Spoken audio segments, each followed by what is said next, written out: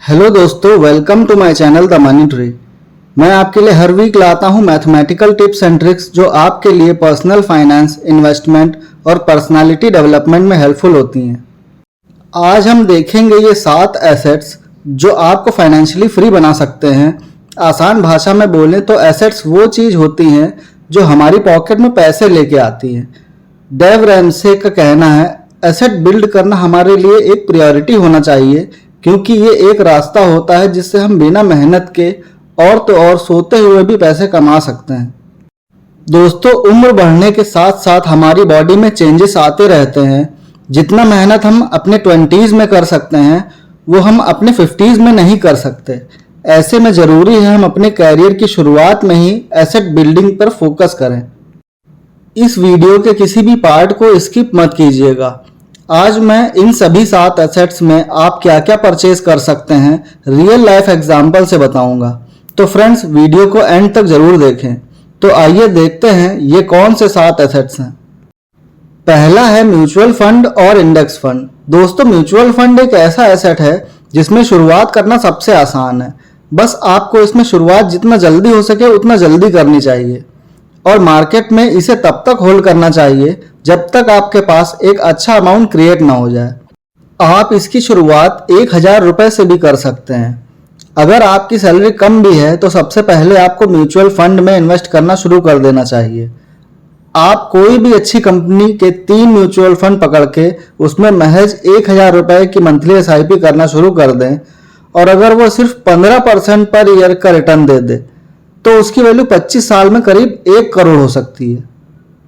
इसी अमाउंट को आप फ्यूचर में SWP पेंशन फंड में 10 साल के लिए इन्वेस्ट करके 60,000 रुपए पर मंथ पेंशन भी ले सकते हैं।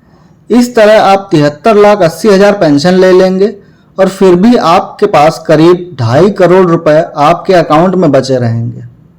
शुरुआत करने के लिए आप किसी भी 3 म्यूचुअल फंड में 1000 रुपए की SIP शुरू कर लें। इसके लिए आपको थोड़ी रिसर्च करनी पड़ेगी। फिर भी मैं आपको 3 म्यूचुअल फंड बता देता हूं जो पास्ट में अच्छा परफॉर्म कर चुके हैं। ये इन्वेस्टमेंट एडवाइस नहीं है, फिर भी आपको रिसर्च करने में हेल्प करेगा। पहला है HDFC small cap fund growth option. दूसरा है DSP small cap fund regular growth. तीसरा है Franklin India smaller companies fund growth. अब चलते हैं अगले एसेट की ओर। दूसरा है कंटेंट। दोस्तों, YouTube video, book, trademark, patent ये सब इंटेलेक्चुअल प्रॉपर्टी होती हैं। ये भी एक एसेट होते हैं। आजकल बहुत से ऐसे प्लेटफॉर्म अवेलेबल हैं जहां आप अपने कंटेंट को पब्लिश करके उसमें एडवर्टीजमेंट से आने वाले रेवेन्यू को कमा सकते हैं।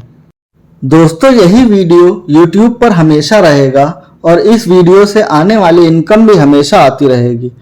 आप भी कंटेंट बना सकते हैं। इसके लिए आपको अपनी नॉलेज और पैशन के अकॉर्डिंग टॉपिक सेलेक्ट करना होगा। कुछ क्रिएटिव आइडियाज जिनमें आप अच्छे कंटेंट जैसे वीडियो या ई-बुक बना सकते हैं वो हैं day in the life, top 10 list, challenge video, travel vlog, cooking, hall video, recent shopping finds, question and answer video, unboxing, DIY video और पीस ऑफ आर्ट। दोस्तों, आपको इनमें से किसी न किसी टॉपिक में इंटरेस्ट जरूर होगा। अगर आपको अपना इंटरेस्ट ऑलरेडी पता है तो आज ही शुरू हो जाइए और बना दीजिए अपना पहला कंटेंट। बढ़ते हैं अगले एसेट की ओर। तीसरा है बिजनेस। दोस्तों, किसी भी बिजनेस को शुरू करने के लिए आपको खुद ही प्रयास करना पड़ता है और जब तक आपको उससे इतनी इनकम या प्रॉफिट ना हो कि आप सारा बिजनेस अपनी टीम के भरोसे चला सकें, तब तक आपको उसमें एक्टिवली इन्वॉल्व रहना पड़ता है। लेकिन जिस दिन आपने एक ऐसी टीम बना ली जो आपके एक्टिवली पार्टिसिपेट करे बिना सारा का सारा बिजनेस प्रॉफिटेबली रन कर सके, तब वो आपके लिए एक पैसिव इनकम का सोर्स हो जाता है। ऐसा भी हो सकता है कि आपके पास पहले से ही ज़्यादा पैसा है तो आप किसी भी स्टार्टअप में इन्वेस्ट कर सकते हैं जिसमें आप साइलेंट पार्टनर बनके प्रॉफिट का कुछ हिस्सा पैसिव इनकम की तरह कमा सकते हैं। दोस्तों, ये कुछ ऐसे बिजनेस आइडियाज़ हैं जिनका फेल होने का चांसेस कम है। Online offline tuition, personalised nutrition and wellness, pet service, e-commerce, Shopify और WooCommerce, virtual assistant, social media marketing, digital marketing agency, home cleaning, translation service. चलते हैं अगले एसेट की ओर। चौथा है स्टॉक्स। स्टॉक मार्केट में स्टॉक्स भी एक एसेट ही हैं। ये आपको आपके इन्वेस्टमेंट पे दो तरह से इनकम देते हैं। पहला है प्राइस एप्रिसिएशन। दोस्तों, विप्रो कंपनी के स्टॉक में 1980 में 100 रुपए इन्वेस्ट किया होता तो आज 2023 में आपके पास 10 करोड़ रुपए की वेल्थ होती। इसमें तो हमने अभी डिविडेंड इंक्लूड ही नहीं किया है। इस स्टॉक की डिविडेंड यील्ड अभी 1.67% है। इस हिसाब से करंट 10 करोड़ के पोर्टफोलियो का लास्ट फाइनेंशियल ईयर में देखा जाए तो विप्रो ने 16,70,000 रुपए का डिविडेंड दे दिया होगा। स्टॉक्स में इनकम का दूसरा तरीका यही डिविडेंड होता है। दोस्तों, जो कंपनी ऑलरेडी बहुत बड़ी है और उसमें फ्यूचर इन्वेस्टमेंट का स्कोप कम है तो कंपनीज प्रॉफिट का कुछ हिस्सा स्टॉक होल्डर्स को डिविडेंड के फॉर्म में उनके अकाउंट में भेज देती हैं। ये इनकम स्टॉक्स को बेचे बिना ही आपके पास आ जाती है। इसका मतलब ये हुआ कि 10 करोड़ के हिसाब से आपको हर साल डिविडेंड भी मिलता रहेगा, जो आपको शेयर बेचे बिना भी आपके अकाउंट में आता रहेगा। ये कोई इन्वेस्टमेंट एडवाइस नहीं है, फिर भी ये 10 स्टॉक्स जिन्होंने कस्टमर्स को अच्छा प्रॉफिट बना के दिया है, आपको एजुकेशनल पर्पस के लिए या फर्दर रिसर्च के लिए बता रहा हूँ। ये 10 स्टॉक हैं: Pidilite, HDFC bank, KPIT, Varun beverage, Polycab, Infosys, Nestle, LNT, Reliance और मारुति।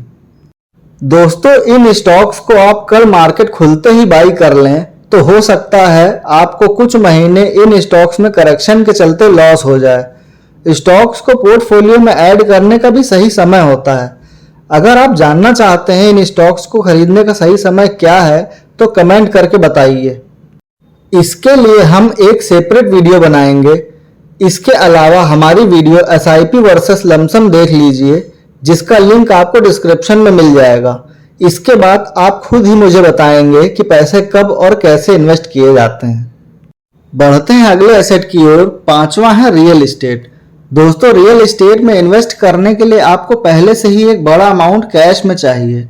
ऐसा भी हो सकता है कि आप इसके लिए एक बड़ा अमाउंट लोन के रूप में ले लें, तो इससे दिया हुआ इंटरेस्ट आपके प्राइस एप्रिसिएशन को कम कर देता है। लेकिन इसका मतलब ये नहीं है दोस्तों कि हमें लोन लेकर प्रॉपर्टी लेनी ही नहीं चाहिए। अगर आप कोई प्रॉपर्टी अपने खुद के रहने के लिए लेते हैं तो इस केस में आपको केवल प्राइस एप्रिसिएशन का ही बेनिफिट मिलता है। अच्छी प्रॉपर्टी लगभग 5% तक की रेंटल यील्ड दे सकती है, लेकिन उसके लिए वो बहुत अच्छी और शानदार लोकेशन पर होनी चाहिए। दोस्तों, इसके लिए मैं आपको यही एडवाइस करूंगा कि आपको हमेशा रियल एस्टेट वहीं बनाना चाहिए जहां आप अपनी लाइफ के आखिरी 20 साल रहना चाहते हैं। वहां हॉस्पिटल्स, स्कूल्स और रोजमर्रा की जरूरतों की सभी चीजें अवेलेबल होनी चाहिए। मैं आपको किसी एक शहर का नाम नहीं बता सकता, लेकिन अगर आप अपने शहर की सबसे अच्छी लोकेशन जानना चाहते हैं तो कमेंट में अपने शहर का नाम जरूर लिखें। इसके अलावा मैं आपके लिए एक वीडियो भी लाने वाला हूं, जिससे आपको मैथमेटिकली ये समझ आ जाएगा कि प्रॉपर्टी कब और कितने की लेनी है, जिससे आपको कोई लॉस ना हो। इसलिए इस चैनल को सब्सक्राइब जरूर कर लें।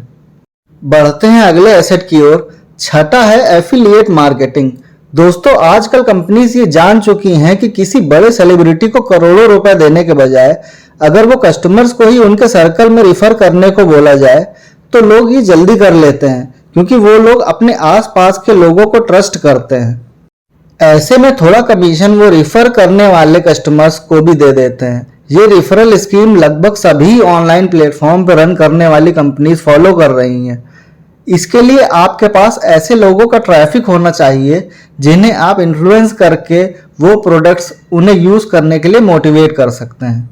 दोस्तों, ये किसी कंपनी का प्रमोशन नहीं है, बट आपकी एजुकेशन और फर्दर रिसर्च के लिए आपको बता देता हूँ कुछ कंपनीज जो रेफरल देती हैं। वो हैं Amazon, Zerodha, grow app, angel one etcetera.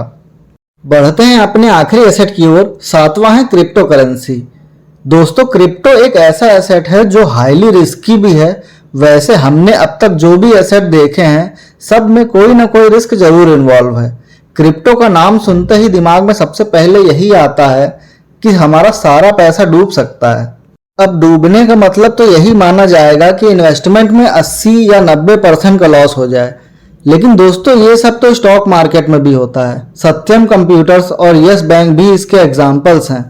मैं ये नहीं कहता क्रिप्टो इन्वेस्टमेंट का सबसे अच्छा सोर्स है, लेकिन ये एक अपकमिंग मार्केट है जहां अगर आप इन्वेस्टमेंट नहीं करते तो डेफिनेटली आप कुछ ना कुछ लॉस जरूर करोगे। दोस्तों, क्रिप्टो में नई नई करेंसी आ चुकी हैं, बट जो सबसे पुरानी है वो है बिटकॉइन। ये इन्वेस्टमेंट एडवाइस बिल्कुल नहीं है, आप अच्छी रिसर्च करने के बाद ही इसमें इन्वेस्ट करें। अगर आप बिटकॉइन में इन्वेस्ट करना सीखना चाहते हैं तो कमेंट सेक्शन में बताएं।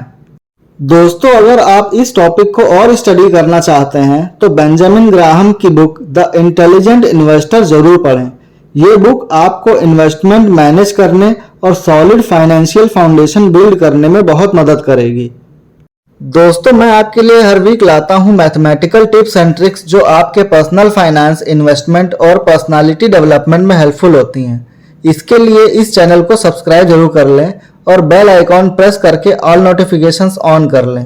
दोस्तों, आपको ये वीडियो अगर यूजफुल लगा हो तो लाइक करना ना भूलें और इसे अपने दोस्तों से भी शेयर करें।